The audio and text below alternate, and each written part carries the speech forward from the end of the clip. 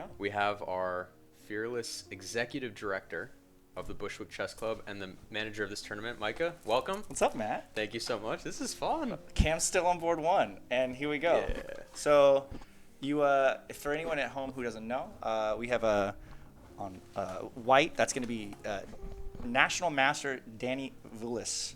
So this is going to be Cam's make or break moment for sure. Cam's a rock star chess player. He is also the stalemate master. I don't know if we've mentioned this or not yet. We have but not. He's playing the Sicilian Khan approach, which is his mainstay as black. And I wonder right here if Danny's gonna know what to do against it. So before we wrapped the last round, we got an interview with Cam. Okay. And he talked us through his dominating win in the Benoni. Absolute gem of a game by Cam. But Against Sawyer. Yeah. yes, but what he said is that I'm not expecting many more games like this because the field is so tough. I might be the highest rated in terms of BCC, but there are a lot of strong players and a couple masters out there. Oh, absolutely. Today for sure, there will be quite a few masters, Danny being one of them, who will be breaking through. It's actually funny. Danny's rating live at the moment, I believe, is around 1150. And it was only due to the first tournament that Danny played was only against masters. He played in a quad, Danny Vulis here. He played in a quad against 3 other national masters. So it was tough competition. So that's what happens. Yeah, today's going to be a big reset for him. That's one of the beauties of this homegrown rating system is at the beginning especially, it's kind of like the Wild West. Oh, yeah. No. So the ratings that we're dealing with right now are definitely subject to change. Oh, And absolutely. there's something in the water where there could be some upsets today. Oh, no, for sure. Actually, Alan Morris Suzuki, a national master, he's young. I think he might be 18 right now. He is on the field today at 1500, and he came in saying that he wanted to play a funky, wild opening against his opponent, who was also a 1500, not realizing that the 1500 that he was playing was a stronger player. He came in with some. I'm not entirely sure what their rating was, but he said about halfway through the game he realized, oh no, I'm actually in trouble here. So Yeah, I briefly caught him in the hallway, and he said, could have been a draw. Oh yeah. So you wouldn't be surprised if Masters are going to lose a game here and there, and we're going to have tough competition not only on board one, but on many of the top boards here today. Oh, absolutely. So what do you think about this position? We haven't talked too much about this game besides the structure. It's settled down a little bit. It's turned from a Khan Sicilian into something that looks more like something relaxed, like a Catalan structure, even though it's slightly different. Sure. This C-pawn, D-pawn structure, I feel like comes out a lot in a lot of my Sicilians at my level, which is intermediate, I would say at best. It's going to be really nice. I feel like development for black is going to be simple enough. Development for white's going to be simple enough. So this is definitely going to end probably in a tactical middle game somewhere. We just get a position here. We don't get some sharp opening where something's hanging. Yeah, absolutely. And I think, as the day goes on, especially as we keep tracking board one here, we're going to find quite a few games that are going to enter the middle game with no clear victory incoming, I think. This is the strategy of a lot of top players, which is that I don't want to get move ordered. I don't want someone to play some preparation that they, can spring something on me that I don't know. Let me just get a position. Let me play some moves, develop my pieces, control as much of the center as possible, castle my king. Then we look to get the advantage. No, for sure. I mean, we got what Wesley saw with his B3 course, the king of positional play. I don't want to. No, you go ahead, take the center, do whatever you need to do. We're just going to get the pieces out, find some nice tactical motifs, and go from there. So this is. I already see White's. Slow target, I believe, is going to eventually be this d-pawn. Knight comes to e2. I assume probably looking for knight to e4 at some point, tripling up on the pressure. I think white is slightly better here. I think white is slightly better for a couple of reasons. The first is that he's going to have a really nice king, and he's going to have a ton of protection around that king with the fianchetto bishop. It's almost a la a King's Indian attack type of structure that he's going to have. And he doesn't have any weaknesses at all. Oh, look at that beautiful face. He is deep in thought. He's deep in He thought. maybe even is thinking to himself, I don't even know how far in the theory course I have gotten here. But Cam's also a very suspicious chess player as well. He'll if for you at home who don't know Cam, Cameron is the king of stalemates. So I think regardless of his opponent's strength today, there are going to be some slippy tricks. There's Danny Vulis now. Sipping on a beverage I see that he got from Nook. Ooh, Nook. One of the sponsors shout for today's out, event. shout out to Nook. Thank you so much for supplying us an amazing place to play chess. We play every Tuesday here in New York City, 7 o'clock. So swing by sometime and hang out with us here at Bushwick Chess. We have honestly just gotten over our first 100 rated players. I mean, after today, 100. we're getting close to 150 already. Wow. I think. Yeah. So the scene is absolutely growing. I think local rated system is it gives. Cam said something today that I thought was lovely, and he said it in his own fun Cam way. He said, "This environment, this event makes me think of like the CCA." But hipsters. CCA for hipsters, and I hate to say it if there are children watching at home, no kids. Yes, no kids. No yeah, kids. I mean that was actually one of the rules I said today. I said we were talking about touch move and the like, and I said, well, if you're going to be playing 7-year-olds, expect that they're going to touch the piece 16 times per move.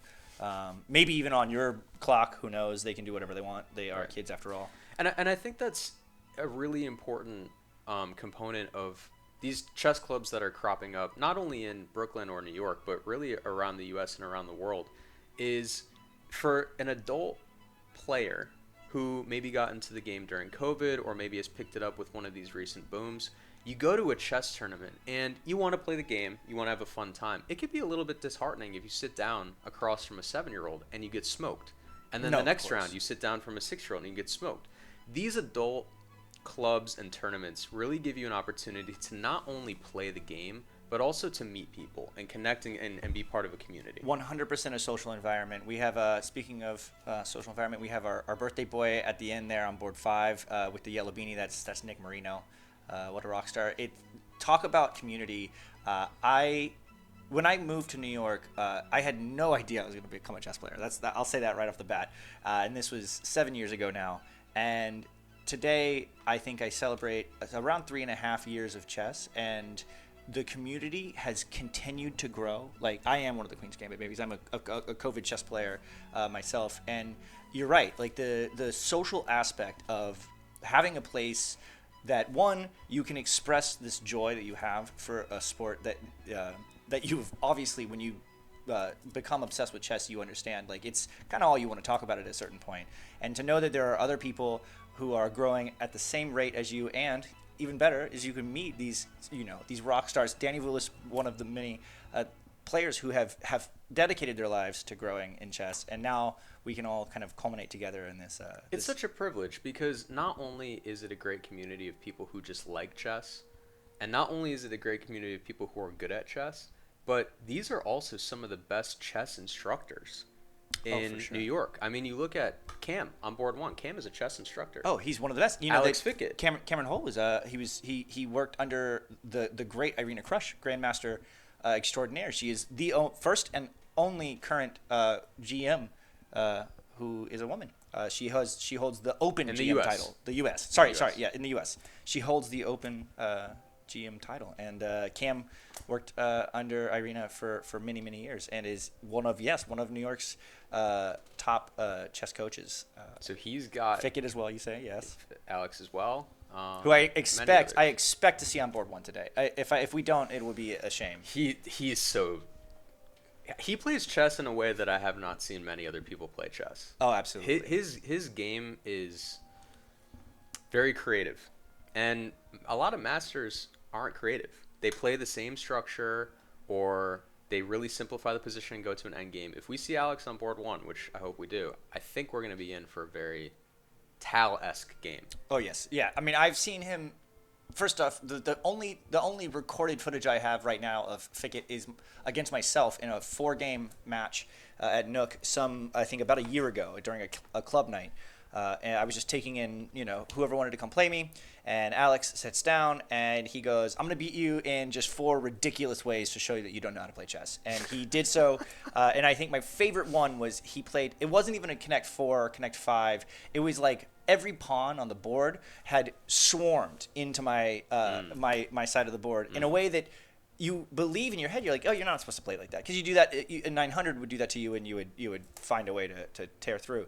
And he just, there was nothing. Isn't it so frustrating when you It's play so- someone who's that much better Like, there's nothing you can do. They don't follow the rules, but that's the thing, is they've ascended so much that they know how to break the rules. Oh, no, That's for that's sure. what they say. Chess is a game of 1,000 rules, and when you become a master, you've learned how to break every rule. Speaking of breaking rules, Black had a light squared bishop a second ago, and I didn't even see it get traded off. I looked. I said Black's bishop is in danger, and then it traded off for this knight on e2, For the knight. which is fine. We're Instead of rerouting that bishop and putting it on a bad square on g6, just give it up. You're fine. Yeah. exactly, he's given it up. And I was gonna ask, on the topic of being frustrated, how do you think Cam feels in a position like this, where we're probably about 15, maybe 20 moves into the game, and you just sort of get the sense that White is improving and Black's pieces are developed, but they're not good. Yeah. No. White's king's gonna maybe snug away to h2 at some point. There's many good moves for White to continue development, and I think when you play a player of the caliber of Danny, he's gonna give you everything you want. He's gonna say, go ahead, do the thing that you do it well. We'll get to there, and then from there I'm gonna figure out how to deconstruct it. And I think that's plainly seen here. I mean, this is a position I feel like I would see this in many games right now. Like, Yes. this feels not tame, but it feels like we've got a long way to go before we see some heavy tension starting to arise. What I'm noticing about this position is exactly how we started it off, by saying White doesn't have any weaknesses and is just developing and putting his pieces on good squares. I think the opposite is starting to happen for Black, which is, I mean, let's just look piece by piece, okay?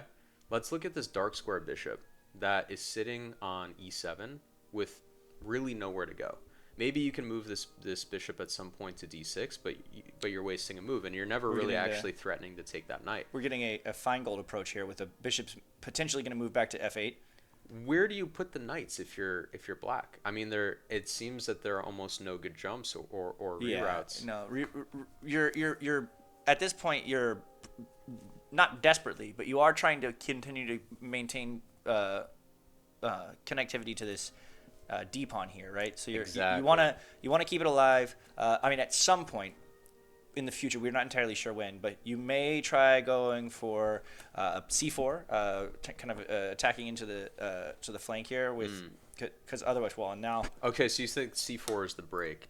potentially, but now with c3, we're not 100% sure what we're gonna see here now. Because also, don't forget, like, White's bishop is, like you say, Black has a kind of a bad bishop. White has a great bishop. It's and has the bishop pair still. He has the bishop pair. Yeah, exactly. bishop pair, and is this light squared bishop is aiming down. It's a beast. Yeah, it's a beast. If the knight moves from c6 at some point, then any pawn breaks are gonna follow with an attack on b7. So we're gonna have to worry about that. And Yeah, I mean, it's kind of interesting actually to see c3 coming from White. The reason why I think it's kind of interesting is because it seems to me that he wants to play d4. And he wants to play d4, and what he wants to do is continue to take space. But actually, you can't play d4 right now. I don't think, at least. I would be interested to see him prove me he'll wrong. do it but- anyway and say, no, and, no, and I can't. watch you will. Yeah. But the problem, if you play d4 right now, is you create an outpost almost for Black. In that knight that had kind of nothing to do besides guard the d pawn is looking at a pretty tasty potential square here on e4. So that would be the only thing I think that would be on my mind. The second thing, though, that's on the mind is these two pawns that are on c5 and d5 are clear weaknesses. By playing c3, I almost feel as if you're giving them purpose. So now Black's pawns they have a chance to get more into the game. Yeah, but I think he's complicating the game, and he's saying, okay, Cam, if you want to take some initiative and make a decision, make it. But I think he feels confident given that he's got a safe, and we see it. There it is. And we see the it. push. Now, at some point, let's just keep an eye out. Like we had stated, the knight moving from c6, and then now the bishop has a juicy pawn target. So that is going to be potential at some point. I don't think it's going to happen anytime soon. Yeah. So are you gonna in this position play bishop takes c6? I think as white, I don't know about you, but I think as white, I want to just push c4 and just claim that my queenside pawns are going to start chucking forward. But that may, mainly because light square's bishop is just so clean out here. Yeah, I'm not trading. I'm not giving the double pawns for that bishop. But I'll actually say one other thing, which is that why even play c4? If you just hold the tension here, hold the tension, and then you don't. Yeah. If black plays d takes c3, then you just calmly capture back, and then what you have as a potential opportunity now is another diagonal to develop that dark square bishop pawn. It can go to b2, it can go to a3, and now you're starting to put pressure in places that you weren't before. Probably if that happened, you'd find the bishop going, I'm guessing, to b2 because you support an eventual d4 push, and I mean, even in that position, I think your idea of c4 comes C4, back. Yeah. I was actually I'm interested in this line, but I consider for a brief second, white's bishop is way too good, but I did consider doubling pawns by just snapping off the knight on c6 and then letting all the double pawns approach. Now actually with the inclusion of c4, I do think that white at some point may consider taking this knight. Just cripple this queenside pawn situation and then find a way to push to the flank at some point. You know what this looks like a lot is it looks like the colors reversed of the position that Cam had last game. So Cam was white against a Benoni, and if you think about, you play d4 sometimes, and I know you're a London player, maybe you don't see Benoni as much, but this is a very similar structure, and in that structure, white is praying that black trades off his strong dark square bishop for a knight. And if you do that, you lose some of the essence and strength of this sort of flank attack that you've created. You see it a little bit in the Grunfeld as well. So if he does go for bishop takes c6, picking the knight off and trading it for the bishop, I think we're going to see it a little bit later in the game once some of the pieces have been developed on the white side. No, for sure. I think I do think that at this point, getting rid of this light square bishop would be maybe a bit of an oversight. It's just it just holds such strength on the board right now, especially now that the pawn structure for black has moved off the light squares. I feel like you have such control here. So let me make another observation, which is that twofold. One, white's got an outpost on d5. I'm looking at this d5 outpost, and then my first thought was I don't want it just yet because you kind of want to leave a knight there, but if you do drop it now, then then you're trading. Actually, that being said, trading with and then getting a bishop on d5 after the knight's vacated the square. Then you're looking at not mate threats right off the bat, but now you're looking at some pretty solid attacks right off the bat. Yeah, it's looking potentially pretty good, and I think. That's the genius of your move to play c4 is that you create that. The other thing that I'm looking at is that black played the bishop from f1 to f8 to e7, and now he's played the bishop from e7 to d6. So this is another master thing, where masters make you waste time. They make you waste tempo, and I bet you Cam is wishing that he had brought that bishop all the way out to d6 from f8 the first time. Yeah, absolutely, and you've got a very very very good point there. Their masters are, I think, in my opinion, the word master relates mainly to their ability to I don't want to say chameleon, but their ability to transform a position at will. They find ways to do it much cleaner than we at the like intermediate level can do. You know, they accept that a certain position might have a couple weaknesses here and there, and then they say, okay, I'm gonna deflect it off. And I like this move, knight to h6 here. One, obviously we're attacking at the knight, and now when the bishop comes to the outpost d5, the queen will have already been on h5 if this knight decides to take. So then we're already introducing mate threats. There's two potential mate threats here with a bishop on e4 or d5, and then the queen is attacking both of the f7 pawn and the h7 pawn in those lines. So black probably is not going to be interested in taking this knight right away. Just gives the queen too much authority in the board now. Didn't one of the first rules that we learned, knight on the rim is dim? And that's yet another situation in which the masters remind us that you are allowed to break principle. You just breaking rule after rule. Rule after rule, allowed to break. You are totally fine for it. So yeah, I think this is coming along pretty nicely for white. I think white is sort of in control of this position. However, it's not as if it's won right now. This is a position for sure. that is we've got a long way to go. Materials equal. Black's king is still, for now, pretty safe. I think it's more so about the pawn structure and some and action on pieces. boards 2 through 5. You see everyone just snapping piece after piece after piece. It's piece after piece after piece here. The players are finding their way to a solid in games. Naji on a wall thrust here on board 2 as white. She's bouncing around with the high energy. She is our current top woman at Bushwick for the Rapid, this most recent Rapid tournament that we had. That position looks a little bit tough. Oh no, for sure. And actually her opponent is very hungry for the fight. Came last year, exactly 1 year ago, to the last March Open. So oh, there it is. There's a little smile there. I think he believes that there's a little. Oh, he sacks the rook. Oh no! I think he maybe touched a piece and then realized what he had done. Yeah. And oh, there's Nick's eyeing it down. We see that. So who else to look out for today? Obviously, Naji's opponent here. So yeah, so we have quite a few opponents on the field. So actually, you can see on the back left there, facing away is Alan Morris Suzuki, but just behind the opponent here on board 2. Alan Morris Suzuki is a 18-year-old national master. He is, in my opinion, one of the highest performers on the field today, outside of Vulis and Fickett as well. I think Johanna Soto on board 3 here, she's on the left, is another contender for top woman today. I think she's going to have a very strong time. Sam Sharf in the back left, just behind our player here.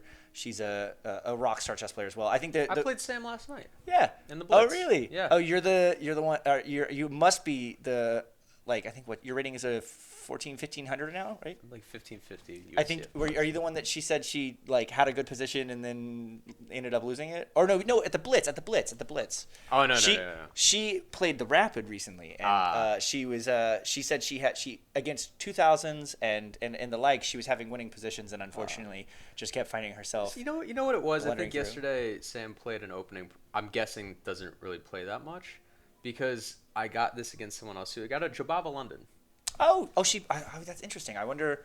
I think that's actually like the current like main repertoire today. So if we see her on board 1, she's gonna play a Jababa. So I would actually really like to see a Jababa. Yeah. Let's get Sam to board 1 then. I think, and it's funny because that's actually when it comes to the story of a day in chess here, I always find a really an attractive property to the commentating part. Is we have a lot of these tournaments we play every Tuesday.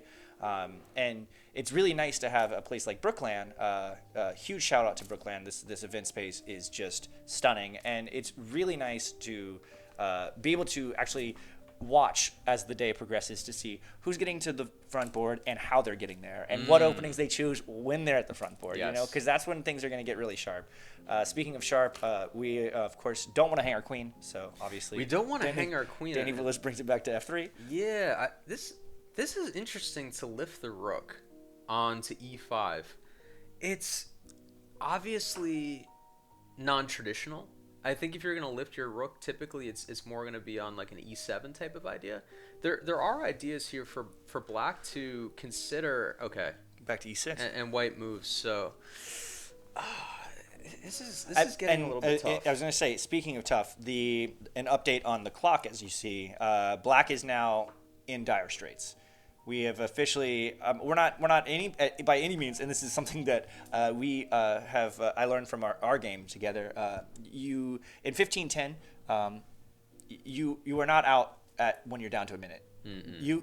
You can play a flurry of moves and somehow end up have 5 minutes again. And then you have 5 minutes yeah, again. and then it's you're such like, a wait, weird wait. experience. It is honestly, I think 15-10 is should become one of the mainstays for our kind of like higher caliber rapid tournaments because it's so nice to see everyone in games. It allows for more of a balanced game. Yeah. You get an opening, you get a middle game, and you get an end game. And actually, Keith Gray, he's a chess player here today, he was so elated. He said, "I feel like I've never actually got to explore this position fully," and so I felt very strong about like how it worked. Now, okay, let's go back to this game for a moment here. Black is now never moving this b6 pawn. Without some heavy consideration about moving the rook out of the way first, because b6 would solidify some of the structure and give black some more fighting chances. Okay. Looks like he's trying to do it. Yeah. I was thinking about it, and also, I mean, what are you really gonna do with this rook? You do need to a queen to c7. I feel like it's like 80% of Sicilian games that I feel like I played recently end up with queens on c7. So it's a common theme. Well, he also Taimanov, Sicilian Khan. I think he also wants to be able to play rook a e8. Oh yeah, I think he needed a place to put the queen, and there weren't, to be honest, many options. It's a decent space. Say for instance, I mean, if we're looking for stalemates, if we're looking for drawn positions, you are basically asking white if they want to bring their bishop to f4, and then just a flurry of trades at the end of that, just to get rid of the queens and bishops. Of course, who wants to do that? Like, let's have some fun. But with the queen still protecting on f3, black isn't really looking to sacrifice pieces for an attack on the king. But now with this rook lift on e6, at some point you may want to scoot over to g6 and just continue to add pressure onto the g3 pawn. This is tough here because I'm trying to understand what the meta is, like what the strategy is for each player. I was actually kind of re-looking at that position, and I wonder if queen b6 might have been a better square than c7, because to be honest, I don't think you're ever really going to sacrifice a piece for even a couple of pawns, even if you get the rook over. No, but in that position, you were making a threat. I like this approach here. Just getting ready for the rook lift here. Now after white, if they do decide to trade, you seem to give black kind of everything they want, but also there's this. I don't think you can trade here with white having the bishop pair. Sure, black has this interesting idea that I'm trying to figure out if it worked before and if it's going to work soon. Which one? Which is, now that the queen's protecting on c7, I keep looking at knight e5, attacking the queen, and alternatively attacking the pawn on d3.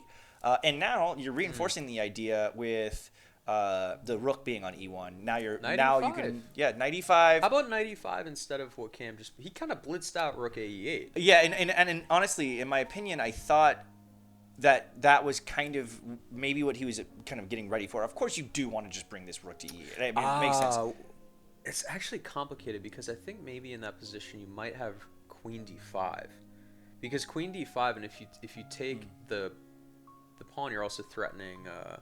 I'm sorry, you lose the pawn right away. Yeah, and that was sort of my thought. Is like there's no real good way, and I think white has sort of come to terms with that being potential thought here, and has chosen to move the queen so that there's no longer any pressure. I honestly think that may have been a breakaway moment for Cam here, at least enough to. Because you'd be happy to lose the b pawn for the d pawn. Who needs the b pawn? I mean, you can get a center pawn for your boring flank pawn that nobody even wanted in the first place. It's also poisoned. It's also poisoned because after the queen's trade, you just play rook b8 and you can win back the b2 pawn. Yeah, I think this was maybe Cam's big moment there. Now white has moved the queen, and if you don't start attacking the queen, We're gonna probably just at some point trade this knight maybe off. No, the knight. Yeah, so he the saw what? the He saw. idea. He sees the idea and he's like, all right, fine, I'm going for it, but we'll go for one move later. Now let's see if this actually can still work out for him. Yeah, because Um, probably here bishop b4, right? Or even you have bishop d5. Bishop before. Bishop d5. Bishop d5 is kind of interesting. Oh wow. Well, no. Okay. Well, bishop d5, and then rook probably goes to h6, but You think so? I was thinking e7. e7 for sure. But h6 h6 or e7. I'm not entirely sure which one we're gonna see. But then you would, the knight on e5 is Oh no, it protecting. can't go to h6 because you play bishop takes h6. Oh, bishop takes h6. Yeah. Yes, I'm blind right now. You're right. But the other issue too is, I mean, that pawn on e7 is never really attacked. It's being protected currently twice and is going to be protected the third time when rook goes to e7. But I mean, you kind of undermine. Yeah, here we go. There we go. You're gonna undermine. So do you sack the exchange? Oh, in this Do position you play sack the knight exchange? takes d3? Knight Cam is. I know Cam is thinking Oh about my gosh! Well, knight knight takes d3 is really quite lovely because honestly, you're still not threatening any mate threats here. And here we go. Now we see the computer telling you the secret approach to everything. Wait, knight takes d3. Oh, knight takes rook d3. Rook takes. Rook takes d6. Interesting. Wait, but you might be getting mate. Oh no, but you have because queen on c7 No, is because the queen protecting, goes yeah. back here, but then the bishop can cover on f8. Yeah, this is. Oh, this is interesting. This is for sure. This is for sure going to be an interesting end game here. And Cam with not much time on the clock. Wait. This has to be a blunder. Wait, no. Bishop b4 is winning on the spot. Bishop b4 wins. Bishop b4. Oh my God! just Yeah, wins. bishop e4, and it's You're losing a pawn. The rook and- is, actually, because no, you can't move the rook. The rook cannot ever move to h6 because of this disgusting bishop protecting it. Yeah, I think Danny's gonna. He's starting to play this clamp move. down. Yeah, But I don't know what does Black do after bishop b4. I mean, you have to sack the rook. You're gonna sack the exchange. Oh, maybe he's thinking about sacking the exchange on g6. Yeah, with the f pawn probably after, because the bishop will have vacated that square. I mean, honestly, you could even consider taking with the h pawn since there's less of a threat. I think you take h. You take with h, yeah. Oh, but the problem with taking with h actually is. Well, then there's the pins later with the I bishop think you coming take back with to the knight because I'm actually looking at the rook lift. Say you play bishop takes.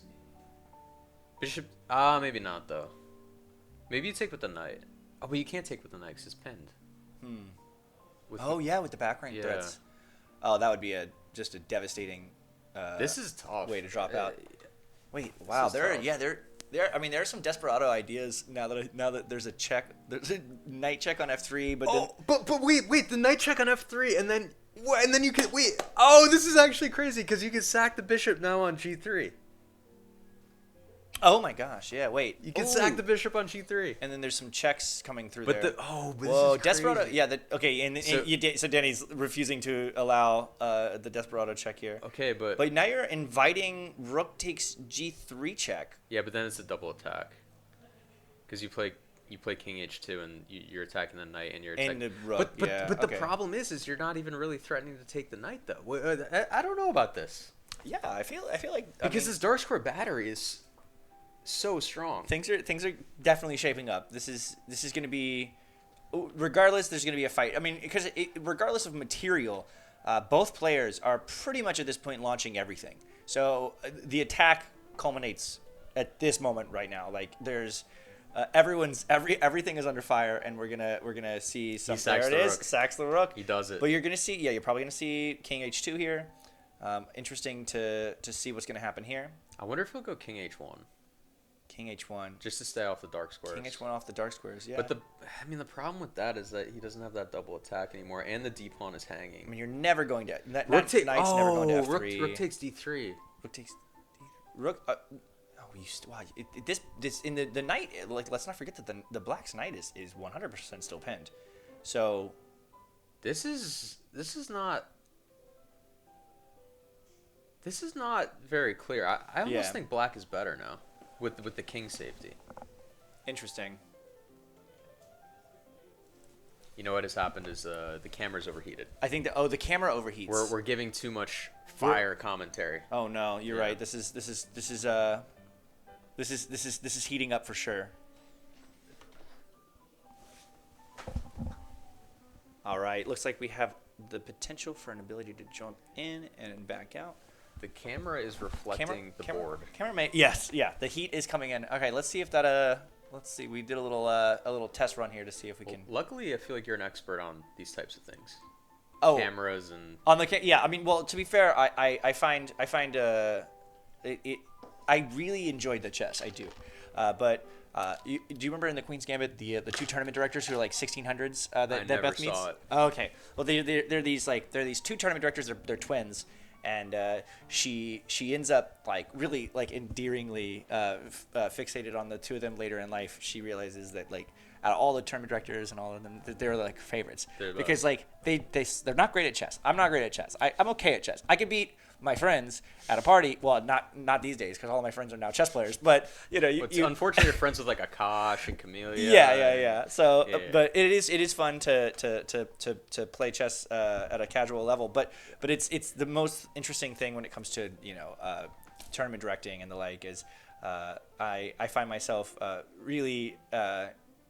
I find myself really involved as this continues to expand, and I really enjoy the art of chess on the board and the art of chess off the board. Okay, we should go. Yeah, this is a great story, but Black is now threatening to play Rook takes H3, and he did put the king on H1, but Rook takes H3. Oh my gosh, it would be a beautiful win, and let's not forget that the clock is ticking here. Danny has 24 seconds on the clock right now. Yeah. He's not. Bishop of course, G2. He's gonna play Bishop G2. You think he's playing? Yeah. Oh yeah. Bishop G2. You have to keep Yeah, this you have defended. to. Yeah, you have to. You have to do it. I don't see another. I mean, you're move. still attacking the knight, right? So that's Yes. We're not in any danger. Oh, he's got 4 seconds. Bishop G2. Okay. Okay, so he's just saying. 13. Whew. I was like, wait, why is that clock not going up? I was so scared. I was like, oh my god, there's not bonus on this clock. They don't know. No, this is. But now this pawn still on D3 is ready to be captured. Oh, but he kicks the queen first. Oh, Cam is feeling confident right now. He's Wow. He's really fought He is back aggressive, well in this and game. he's attacking the rook now. We're on the move. Your knight's gonna maybe drop. Oh wait. Oh, there's Luft now. Knight takes D3, and now rook takes D3. Oh, and the queen is now protecting the rook on E8. Yeah, but knight takes D3, queen takes G3 is not ideal. Because now your knight is trapped. I mean, I guess you can. I guess.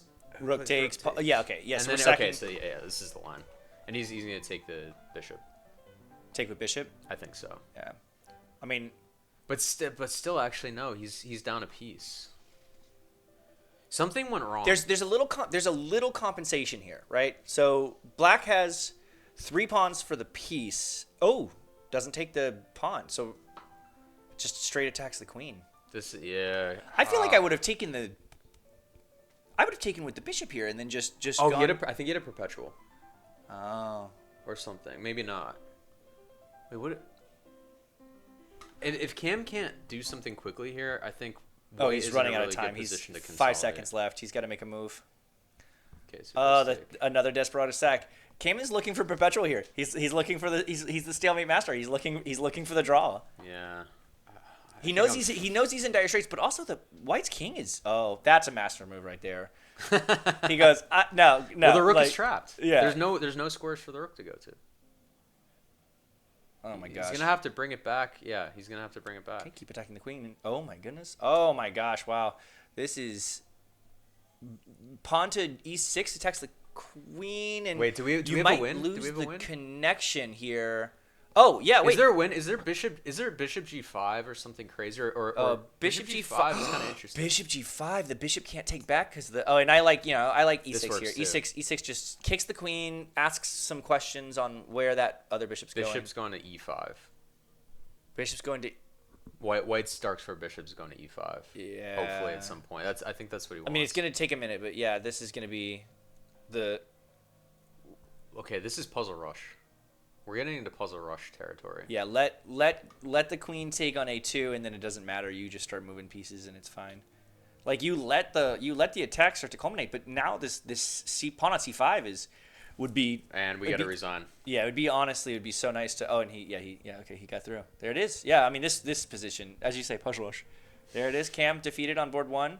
He had a good run. Danny Willis is taking over as the 2-point lead here. Cannot wait to see.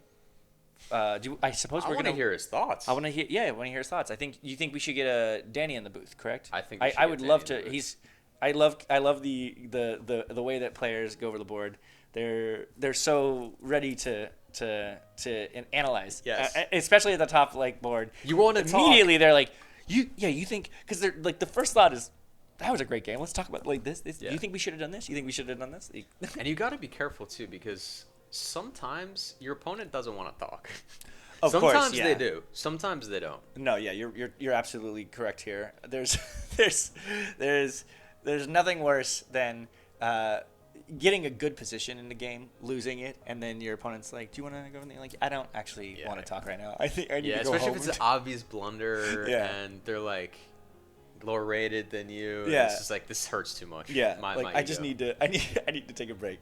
But hey, congratulations on Cam. This was a phenomenal game. Yeah. It was really lovely, honestly, to see the Sicilian Khan get put to a strong test, because, I mean, let's say it, like, some of his games are amazing. He has Yeah. such a lot of like thematic tactical attacking opportunities in this game. Was, I mean, you could tell White was dominating for sure towards the end, but he kept fighting as Black. Honestly, This is one that you're going to want to plug into an engine. Oh, yeah. Because No, this for was, sure. if I had to guess, Black had some chances at the end there. no, for sure. Danny did a good job of attacking, but I think at some point I think that one of his critical ideas was f4. He opened the king up, and he allowed that attack to come in on his king, and Cam had that